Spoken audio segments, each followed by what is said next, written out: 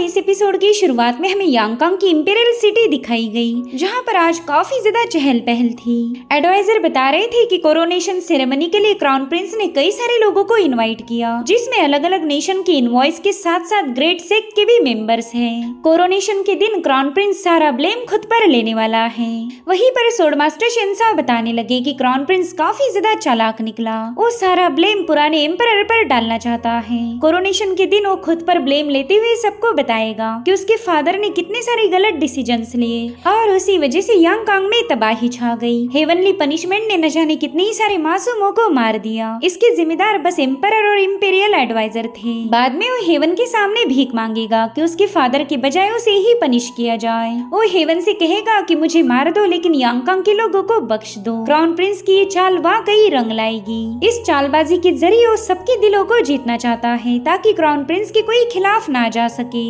जो सुनकर एम्परर कहते हैं कि मुझे और इंपीरियल एडवाइजर को यहाँ पर इतनी सारी रिफॉर्म्स करने में 200 सालों का वक्त लगा। हमने न जाने कितने ही सारे रेबेल को फेस किया, न जाने कितने ही सारे चैलेंजेस का मुकाबला करके हमने फाइनली यांगकांग को बिल्ड किया था। यांगकांग को यहाँ तक पहुँचाने के लिए मेरे न जाने कितने ही सारे वफादार साथी मारे जा चुके हैं और उनकी कुर्बानी के बाद ही हम यांगकांग को इतना बदल पाए। यहाँ पर अब इक्वालिटी थी, कोई किसी पर अत्याचार नहीं कर सकता था, लेकिन क्राउन प्रिंस इन सारी रिफॉर्म्स को हटाना चाहता है और अगर वो इसमें कामयाब हो गया तो जितने भी लोग मारे गए थे उनकी कुर्बानी जाया हो जाएगी। क्राउन प्रिंस तो बस ये ब्लेम खुद पर लेकर अपनी जगह बनाना चाहता है। हमारी 200 सालों की मेहनत पर वो बंदा पानी फेर देगा। और यहाँ पर एम्परर काफी ज्यादा भड़क गए थे। वो अपने बेटे का नाम लेते हुए कहने लगे कि लिन यूशिया, मेरे प्यारे बेटे, मुझे लगा नहीं था कि मैंने तुम्हारी परवरिश में कमी रखी।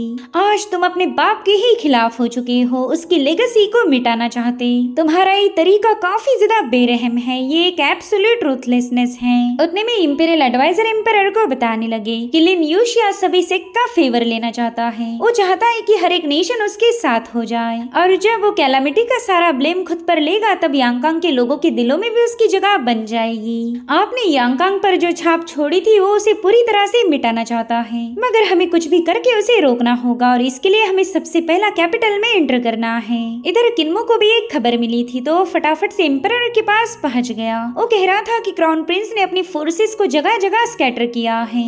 जितने भी नोबल फैमिलीज और मिनिस्टर्स आपके सपोर्ट में थे उन सभी को हाउस अरेस्ट पर रख दिया गया। उनके घरों के बाहर कड़ा पहरा है। मगर इसमें हमें एक पॉजिटिव न्यूज मिल रही। अगर क्राउन प्रिंस ने अपने सारे सिपाहियों को दूसरों को गार्ड करने भेजा होगा तो फिर पैलेस में ज्यादा सिपाही मौजूद नहीं हो सकते। पैलेस को डिफेंड करने के लिए क्राउन प्रिंस के पास ज्यादा सिपाही बचे ही नहीं। वो एम्परर से कहने लगा कि थंडर साउंड सेक्ट और डाविस सेक्ट ने आपको खत्म कर दिया। उनकी नजरों में आप मर चुके हो।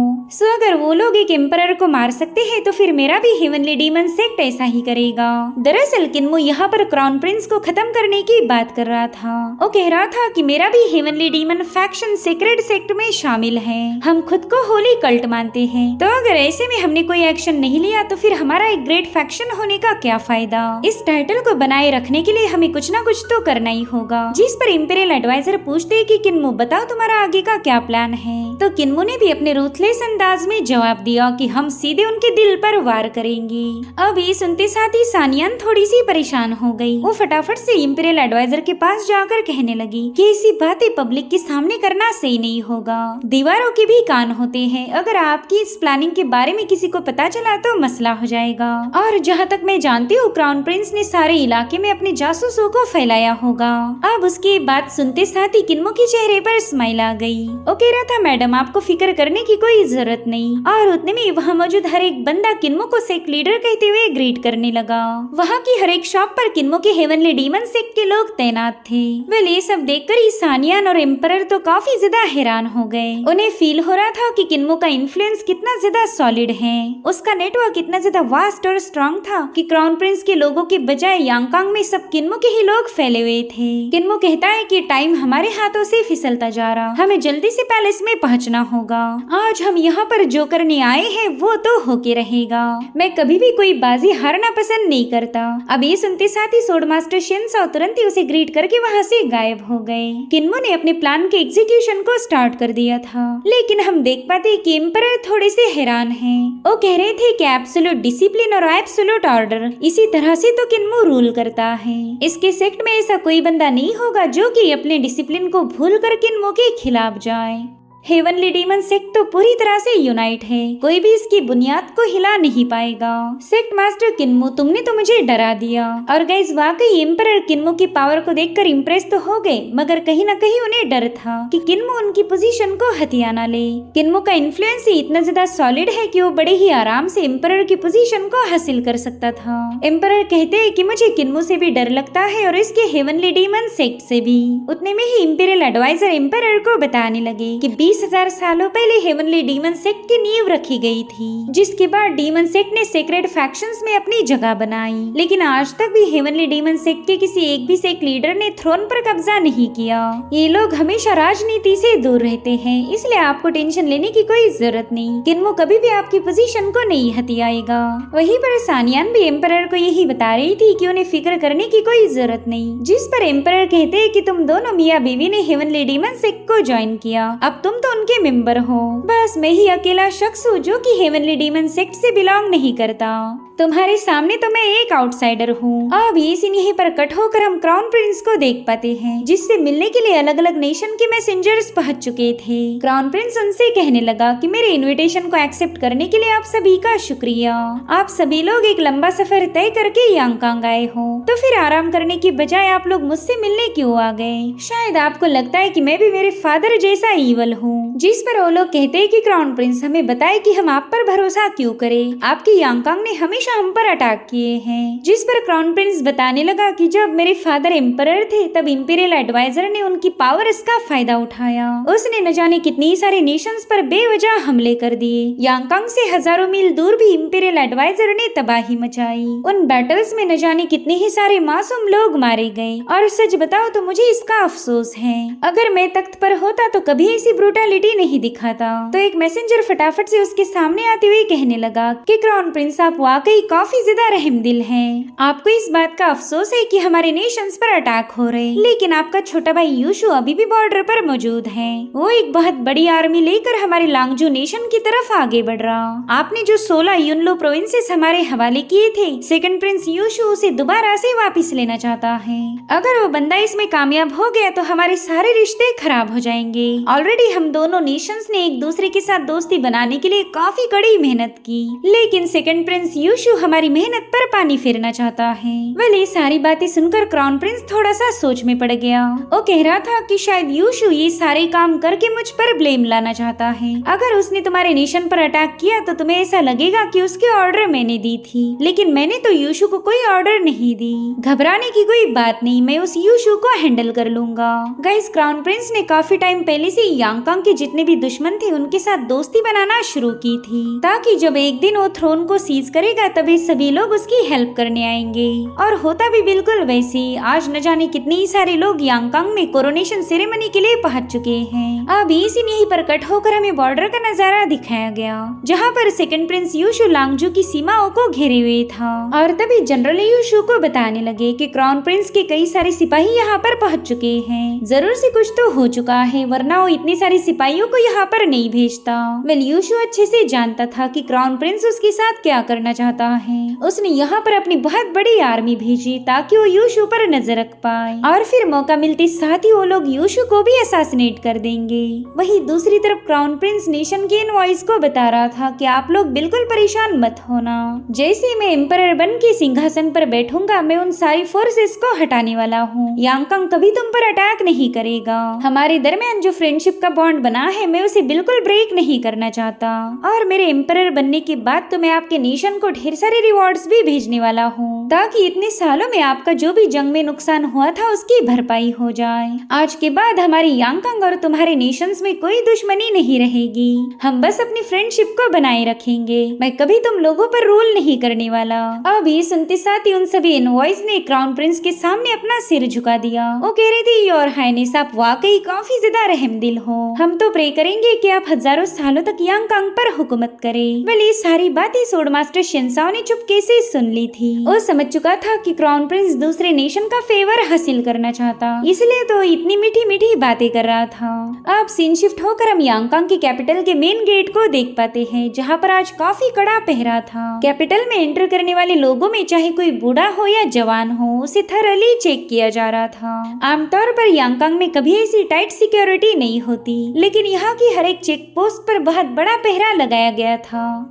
शायद क्राउन प्रिंस को डर है कि कहीं उसका बाप वापस ना आ जाए। उतने में इंपीरियल एडवाइजर बताने लगे कि आज ही क्राउन प्रिंस एम्परर के तख्त को हासिल करने वाला है। सबसे पहला तो अल्टर ऑफ हेवन पर जाकर खुद पर ब्लेम लेगा। यांगकांग की सारी तबाही के लिए वो खुद को जिम्मेदार ठहराएगा। थोड़ी देर में यहाँ पर सभी नेशंस के एनवॉयज, ग्रेट फैमिलीज के मेंबर और कई सारे फैक्शन के लीडर पहुँच जाएंगे और क्राउन प्रिंस उन सभी के सामने हेवन से माफी मांगेगा, ताकि ये सभी लोग उसकी इस हरकत को विटनेस कर सके। जो सुनकर एम्परर कहते हैं कि मास्टर रुलाई और डाविस मास्टर ने क्राउन प्रिंस को तख्त पर बिठाने के लिए काफी ज्यादा मेहनत की। उन्होंने मुझे मारने के लिए इतनी बड़ी प्लानिंग बनाई थी और इसलिए मुझे पूरा यकीन है कि वो दोनों भी कोरोनेशन सेरेमनी को अटेंड करेंगे। तो किन्मो ने बताता है कि मैंने अपने 2 ग्रैंडपास को काम पर लगा दिया। वो जरूर से मास्टर रुलाई और डाविस मास्टर का ख्याल रखेंगे। मेरे ग्रैंडपास उन दोनों को इतना बिजी रखेंगे कि वो लोग यहाँ पर आ ही नहीं सकते। अब ये सुनते साथ ही एम्परर थोड़े से रिलैक्स हो गए, लेकिन फिर उनके दिमाग में एक और सवाल आया कि वो लोग इतने कड़े पहरे को पार करके कैपिटल में एंटर कैसे करेंगे। वो किन्मो से कह रहे थे कि हो सकता है ये सिपाही हमें गेट पर ही कैप्चर करे, जिस पर किन्मो कह रहा था कि हमने बस सीधे गेट में एंटर करना है, कोई हमें नहीं रोकेगा। एम्परर यानफिंग तो ये देखकर ही हैरान हो गए कि हेवनली डीमन सेक्ट के लोग इन पहरेदारों में भी शामिल हैं और इस तरह से इन्हें बड़ी ही आसान एंट्री मिल गई। लेकिन एम्परर के दिमाग में अब किन्मो को लेकर और भी ज्यादा डाउट बढ़ते जा रहे थे। उन्हें ऐसा फील हुआ कि यांगकांग में किन्मो का इन्फ्लुएंस काफी सॉलिड है। वो तो यांगकांग की आर्मी को भी पेनिट्रेट करके अपने बंदों को डिप्लॉय कर सकता है। और सानियान इतनी ज्यादा होशियार थी कि उसे एम्परर के दिल में क्या चल रहा है इसका अंदाजा आ गया। इसलिए वो किन्मो को धीरे से बताने लगी कि आपको एम्परर के सामने थोड़ा सा केयरफुल रहने की जरूरत है, वरना आप तो उनका सस्पिशन बढ़ाते जाओगी। उन्होंने अपने बेटे से धोखा खाया है, तो इतनी जल्दी आउटसाइडर पर यकीन नहीं करेंगे। और किन्मो को भी ऐसा फील हुआ कि सानियान की बातों में दम है, क्योंकि यांगकांग कैपिटल में हर तरफ किन्मो के हेवनली डीमन सेक्ट के मेंबर्स थे, तो एम्परर का सस्पिशियस होना लाजमी सी बात थी। उन्हें ऐसा फील होगा कि किन्मो उनकी कैपिटल को हैंडल कर रहा है और इसी वजह से किन्मो भी एम्परर की क्यूरियोसिटी को समझ गया। अगर उनकी जगह कोई और भी होता तो भी वो बंदा किन्मो पर शक करता, मगर किन्मो उनके सस्पिशन को ज्यादा फीड नहीं करेगा, क्योंकि उसे तो एम्परर की पोजीशन में जरा भी दिलचस्पी नहीं। अब ये लोग एक जगह पर चाय पीने के लिए रुक जाते हैं। एम्परर किन्मो से कह रहे थे कि कैपिटल के अंदर तो हमें एंट्री मिल गई, अब बताओ आगे का क्या प्लान है। और उनके इस सवाल को सुनते साथ ही किन्मो के चेहरे पर इवल स्माइल आ गई। वो तो अपना अगला दाव खेलने के लिए पूरी तरह से तैयार था। जिसके बाद हमें यांगकांग के डंजन्स का सीन दिखाया गया, जहाँ पर कई सारे लोगों को कैद करके रखा हुआ था। ये सभी लोग एम्परर के वफादार हैं और यहाँ पर जो आर्मी आई थी वो किन्मो के साथ थी। वही दूसरी तरफ हम जनरल वेई को देख पाते, जिन्हें उनके घर में कैद किया गया था और तभी उन्हें अपने घर में एक सीक्रेट पैगाम मिला, जिसे पढ़ते साथ ही जनरल वेई ने उस पैगाम को जला दिया। वही दूसरी तरफ हम एम्प्रेस और प्रिंसेस यूजी को देख पाते हैं। उनके भी कमरे के सामने कड़ा पहरा लगाया गया था। थंडर साउंड सेक्ट के मॉन्क और डाविस सेक्ट के कल्टीवेटर्स वहाँ पर पहरा देने के लिए तैनात किए गए थे और उतने में एक सर्वेंट वहाँ से गुजर गई। उसने यूजी को देखकर बड़ा ही अजीब सा लुक दिया था। वही दूसरी तरफ मास्टर गुलियान और किन्मो के सभी दोस्त हाउस अरेस्ट में थे। उतने में वहाँ का दरवाजा ओपन हो गया। उन्होंने देखा कि वहाँ पर ढेर सारे पत्ते बिखेर चुके हैं। वहीं पर मास्टर बाशान टेंशन में आकर ढेर सारी वाइन पी रहे थे। उतने में ईशियांग वहाँ पर पहुँच गई। उसने बाशान को एक पैगाम देकर वो बंदी वहाँ से वैनिश हो जाती है और अब हमें इंपीरियल कोर्ट का नजारा दिखाया गया। न जाने कितने ही सारे ऑफिसर्स कोरोनेशन सेरेमनी के लिए वहाँ पर जमा हो गए थे और फाइनली क्राउन प्रिंस यूशिया की वहाँ पर एंट्री हो गई। आज वो एम्परर के अटायर में था। न जाने कितने ही सालों से उसने ये सारी प्लानिंग बनाई थी ताकि एक दिन तख्त उसके हाथ लग जाए और आज उसका सपना पूरा हो गया। अब सीक्रेट फैक्शन की अनुमति मिलते साथ ही वो एक एम्परर बन जाएगा, मगर उसने तो पहले ही खुद को एम्परर मान लिया था क्योंकि उसे पता है कि कोई भी सेक्ट उसके खिलाफ नहीं जाएगा। वहीं पर कोर्ट के सभी लोग उसके सामने अपना माथा टेकते हुए कहने लगे कि आप हमेशा अमर रहो, लॉन्ग लिव द एम्परर। ये नारा कोर्ट में गूंजने लगा और यही सब सुनकर यूशिया को काफी ज्यादा खुशी मिल रही थी। उतने में एक मॉन्क यूशिया से कहने लगा कि कोरोनेशन का वक्त हो चुका है, आपको अल्टर ऑफ हेवन पर आना पड़ेगा। वहीं पर सैक्रिफिशियल रिचुअल कंप्लीट होने के बाद आपको एम्परर की पोजीशन मिल जाएगी। और अब हमें अल्टर ऑफ हेवन का सीन दिखाया जाता है, जहाँ पर कई सारे नगाड़े बजाते हुए यूशिया का स्वागत किया जाने लगा। यूशिया तो अल्टर पर पहुँचते साथ ही वहाँ आए हुए सभी मेहमानों का स्वागत करने लगा। वो कह रहा था कि सभी नेशंस के एनवॉयज, नोबल फैमिलीज के मास्टर और सभी ग्रेट फैक्शंस के लीडर का मैं तहे दिल से शुक्रिया अदा करता हूँ। हम देख पाते हैं कि न जाने कितने ही सारे अलग अलग फैक्शंस के कल्टीवेटर यहाँ पर मौजूद हैं और इसमें किन्मो के हेवनली डीमन सेक्ट के भी न जाने कितने ही सारे मेंबर शामिल थे। हर एक बंदा क्राउन प्रिंस के सामने अपना सिर झुका रहा था और फाइनली यूशिया भी मेन अल्टर पर पहुंच जाता है। उतने में ही आसमान से गोल्डन रोशनी रिलीज होने लगी। वेल यहाँ पर थंडर साउंड सेक्ट का एक एल्डर पहुंच चुका था। वो बंदा यूशिया को बता रहा था कि हमारे मास्टर रोलाई ने आपके लिए एक पैगाम भेजा, प्लीज इसे एक्सेप्ट कीजिए। अब ये सुनते साथ ही यूशिया की नौटंकी शुरू हो गई। वो घुटनों पर आते हुए कहने लगा कि ये हम्बल सिनर मास्टर रुलाई की डिग्री को एक्सेप्ट करता है। और अब मास्टर रुलाई ने भेजे हुए पैगाम को सभी के सामने ओपन किया गया। मास्टर रुलाई की आवाज उस पूरे इलाके में गूंज रही थी। मास्टर रुलाई ने अपने पैगाम में लिखा था कि एम्परर यानफेंग ने यांगकांग पर हुकूमत की, लेकिन उसने यांगकांग को बेहतर बनाने की बजाय और भी ज्यादा अंधेरों में ढकेल दिया। उसने कुछ ऐसे रूल सेटअप किए जिससे आम लोगों के दिल में उसके लिए नफरत पैदा हो गई। साथ ही उसने अपने रिफॉर्मेशन के कामों के जरिए हेवनली पनिशमेंट को ट्रिगर किया। मगर अब हमने हेवन के बिहाफ में उस पापी एम्परर को सजा दी। वो अब इस दुनिया से जा चुका है और अब उसकी जगह को एक राइचियस और नेक दिल बंदा संभालेगा। हम उम्मीद करते हैं कि क्राउन प्रिंस यूशिया हमारी उम्मीदों पर खरा उतरेगा। वो हमेशा अपनी जिम्मेदारियों को निभाते हुए यांगकांग को प्रोटेक्ट करेगा। यहाँ पर जितने भी मासूम लोग हैं उनकी रक्षा करना एम्परर का फर्ज होगा। तो मैं एक हेवनली चान वेनरेबल होने के नाते एम्परर को फॉर्चून और लॉन्ग लाइफ की दुआ देता हूँ। जो सुनते साथ ही क्राउन प्रिंस यूशिया ने फटाफट से उस डिक्री को एक्सेप्ट कर लिया। अब उसके बाद वहाँ पर एक और मास्टर की एंट्री हो गई। दरअसल ये डाविस सेक्ट का मेंबर था। उस एल्डर ने वहाँ आते साथ ही अनाउंस किया कि हमारे डाविस मास्टर ने भी एम्परर के लिए एक हेवनली डिक्री भेजी। जो सुनते साथ ही क्राउन प्रिंस यूशिया कहने लगा कि मैं डाविस मास्टर की डिक्री को भी एक्सेप्ट करता हूँ। अब ये सुनते साथ ही उस एल्डर ने भी डाविस मास्टर ने भेजे हुए पैगाम को ओपन किया। वेल मास्टर ने उस पैगाम में लिखा था कि अब राइचियसनेस को फॉलो करने वाला बंदा एम्परर बनने जा रहा है। मैं दुआ करता हूँ कि यांगकांग में दोबारा से शांति प्रस्तापित होगी। पुराने एम्परर यानफेंग ने जितने भी रूल्स लागू किए थे, मैं चाहता हूँ एम्परर यूशिया उन सभी को हटा दे। एम्परर यूशिया को पूरे दिल से लोगों की सेवा करनी होगी। और पुराने एम्परर यानफेंग ने जो रिफॉर्म करके बहुत बड़ा पाप किया था, मैं चाहता हूँ कि नया एम्परर ऐसी कोई गलती ना दोहराए। अगर एम्परर यूशिया सदियों से चल रही परंपराओं को फॉलो करेगा तो हेवन एंड अर्थ की उस पर ब्लेसिंग रहेगी। उन्हें एम्परर यानफेंग जैसे बगावत को फेस नहीं करना पड़ेगा और जब भी मुश्किल घड़ी आए तब हमारा से एम्परर यूशिया की मदद करने पहुंच जाएगा।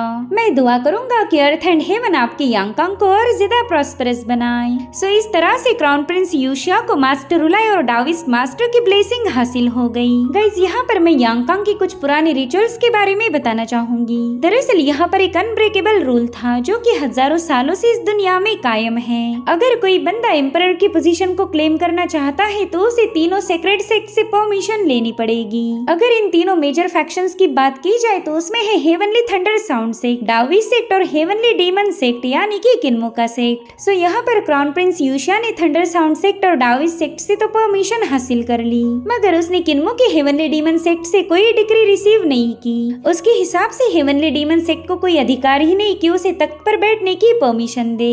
यानी कि अगर देखा जाए तो इस दुनिया का जो अनब्रेकेबल रूल था उसे इस क्राउन प्रिंस ने फॉलो ही नहीं किया। वो सबके सामने अनाउंस करने लगा कि मेरे फादर ने यहाँ पर कई सारे बदलाव किए। हेवन ने जो रूल सेटअप किए थे वो उनके खिलाफ चले गए, जिसके चलते हेवनली पनिशमेंट ट्रिगर हो गई। अब वो तो जिंदा नहीं रहे, लेकिन मैं हेवन के पनिशमेंट को झेलने के लिए तैयार हूँ। अगर हेवन मुझ पर पनिशमेंट बरसा कर मुझे मार भी दे तो भी मुझे कोई अफसोस नहीं होगा। मगर यांगकांग को एक एक सच्चे और राइचियस एम्परर की जरूरत है। इसलिए मैं हेवन के सामने रिक्वेस्ट करता हूँ कि प्लीज मुझे एक मौका दीजिए। सभी हेवनली गॉड्स मुझ पर और मेरे यांगकांग पर रहम दिखाए और मैं वादा करता हूँ कि मैं पुराने रूल्स को कभी ब्रेक नहीं करूँगा। मगर उतने में क्राउन प्रिंस यूशिया को किन्मो की आवाज आई। वो कह रहा था कि हेवनली डीमन सेक्ट के सेजेस ने भी अपनी हेवनली डिक्री को एम्परर के लिए सेंड किया है और मैं चाहता हूँ कि एम्परर उसे भी एक्सेप्ट करे।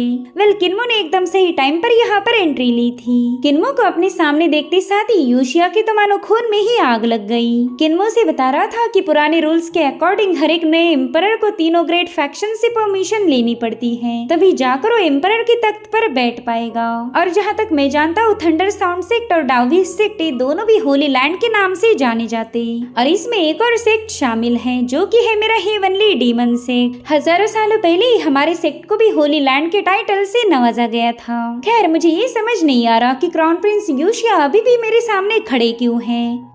जब मास्टर उलाय और डाविस्ट मास्टर ने अपने एल्डर्स के हाथों यहाँ पर पैगाम भेजा तब तो आप उनके सामने सीधे घुटनों पर आ गए और मैं तो हेवनली डीमन सेक्ट का लीडर हूँ, तो क्या आप मेरे सामने अपना माथा टेक कर मुझे ग्रीट नहीं करोगे। और गाइस, किन्मो का ये डायलॉग वाकई काफी ज्यादा कूल था। उसने फॉर द फर्स्ट टाइम अपने सेक्ट लीडर होने का रौब जमाया था। अब किन्मो को वहाँ देखते साथ ही काफी सारे लोग गुस्सा हो गए। उन्हें पता था कि ये बंदा यहाँ पर बवाल मचाएगा, इसलिए क्राउड में मौजूद कुछ लोगों ने अचानक से किन्मो पर अटैक करने के लिए छलांग लगा दी। लेकिन उन्हें क्या ही पता कि किन्मो तो पूरी तैयारी के साथ आया है। वो लोग हवा में ही थे कि तभी एक फ्लाइंग सोर्ड ने सीधे जाकर उनका खात्मा कर दिया। दरअसल ये हमला किया था हेवनली सोर्ड मास्टर शिनसाओ ने, जो कि हेवनली डीमन सेक्ट का फ्लैग लेकर वहाँ पर खड़े थे। और इसी दरमियान कई सारे सिपाहियों ने किन्मो और उसके साथियों को घेर लिया। वेल, ये सब देखकर कोरोनेशन सेरेमनी में आए हुए सभी मेहमान पैनिक हो जाते हैं। वो समझ गए थे कि अब यहाँ पर काफी ब्रूटल बैटल होगी। इतना ही नहीं, यूशिया ने अपने सभी सिपाहियों को हुक्म दिया कि जल्दी से इनका खात्मा कर दो और उसके ऑर्डर मिलते साथ ही अचानक से कई सारे कल्टिवेटर्स ने इन पर जंप लगा दिया। मगर किन्मो को कोई एक्शन लेने की जरूरत नहीं पड़ी क्योंकि हेवनली डीमन सेक्ट के पावरफुल वॉरियर्स वहाँ पर मौजूद थे। इतना ही नहीं, प्रिजन में भी यूशिया के जितने भी लोग थे उन्हें खत्म करके कैदियों को आजाद किया गया। उन्हें खबर दी जाती है कि एम्परर और इंपीरियल एडवाइजर वापस आ चुके। ये सुनते साथ ही उन लोगों की खुशी का कोई ठिकाना नहीं था। वहीं पर लॉर्ड वेई सिग्नल मिलते साथ ही अपने पोते से कहने लगे कि चल जल्दी से इन कल्टिवेटर्स का खात्मा करने में मेरी मदद कर। तो उन दोनों ने मिलकर हाउस अरेस्ट को ब्रेक करते हुए वहाँ पर जितने भी कल्टिवेटर्स थे उनका खात्मा किया। वहीं दूसरी तरफ मास्टर बाशान के नीले बैल ने प्रिंसेस यूजी को आजाद किया था। उसे देखते साथ ही यूजी के चेहरे पर स्माइल आ गई। इतना ही नहीं, किन्मो के जितने भी दोस्त हाउस अरेस्ट में थे उन्हें भी सिग्नल मिलते साथ ही एक्शन लेना शुरू कर दिया। यूशिया ने यहाँ पर कई सारे सिपाही तैनात किए थे जो कि इन बंदों के हाथों ब्रूटली मारे गए। और सिर्फ यही पर ही नहीं बल्कि अल्टर ऑफ हेवन पर भी यही हाल था। यूशिया के जितने भी सिपाही यहाँ पर तैनात थे, हेवनली डीमन सेक्ट के कल्टिवेटर्स ने उन पर हल्ला बोल दिया और इस भयानक नजारे को देखते साथ ही सभी नेशन इनवॉइस की फटके चार हो गई। उन्होंने तो बिल्कुल उम्मीद नहीं की थी कि एम्परर की कोरोनेशन सेरेमनी में ऐसा तमाशा होगा। जहाँ तक यूशिया की बात की जाए, वो तो एम्परर के तख्त पर बैठने के लिए काफी ज्यादा बेकरार था। उसने इतने सारे प्लान्स बनाए ताकि कोरोनेशन के दिन कोई मसला खड़ा ना हो, लेकिन किन्मो ने तो वहाँ आकर उसकी सारी प्लानिंग पर ही पानी फेर दिया। साथ ही वहाँ मौजूद एल्डर भी पैनिक हो गए थे क्योंकि किन्मो के साथ उसके ब्लैक एंड व्हाइट गार्डियंस थे, हेवनली किंग्स की फौज और पावरफुल एल्डर्स थे। और तभी हम देख पाते हैं कि क्राउन प्रिंस के चेहरे पर एक ईवल स्माइल आ गई। दरअसल उसके भी कई सारे पावरफुल कल्टिवेटर यहाँ पर डिस्गाइज फॉर्म में तैनात थे, तो उन्होंने भी किन्मो को देखते साथ ही अपने पावर्स को एक्टिवेट कर लिया। टाओइस्ट जिनमेंग ने इन सभी कल्टिवेटर्स को हुक्म दिया था कि हेवनली डीमन सेक्ट को चारों ओर से घेर कर डिस्ट्रॉय कर दो। आज हम इस ईवल सेक्ट को हमेशा के लिए वाइप आउट कर देंगे। और इसी के साथ एपिसोड यहीं पर एंड हो जाता है। Thank you so much for watching. Bye bye, take care.